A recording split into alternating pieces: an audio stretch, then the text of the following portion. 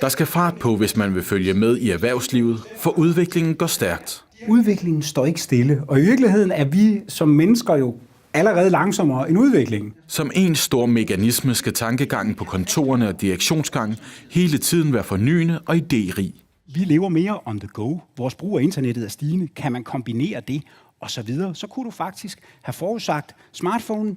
Det gjorde Apple. For at blive inspireret til netop det, var omkring 1000 ledere den 14. april mødt op til en konference om vækst og ledelse.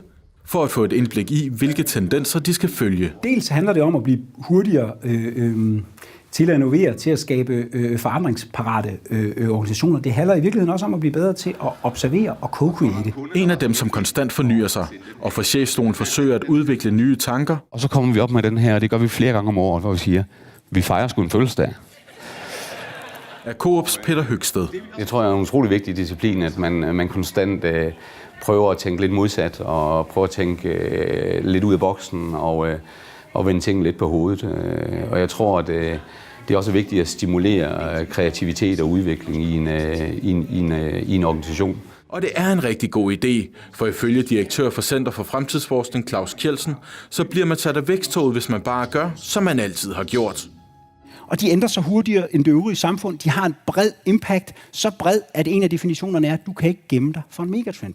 Selvfølgelig er der mere stabile brancher end andre, men grundlæggende vil jeg sige, at det er ikke en mulighed. Hvis du sidder med hænderne i skødet, går du en snarlig død med.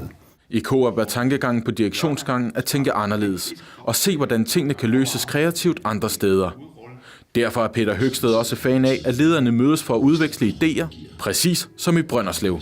Jeg synes, det er spændende, og jeg synes også, det er spændende, at der er mennesker fra forskellige brancher, og mennesker med forskellige erfaringer og forskellige indsigter. Og det her med at egentlig forblive nysgerrig, tror jeg er en utrolig vigtig del af det at lede en virksomhed.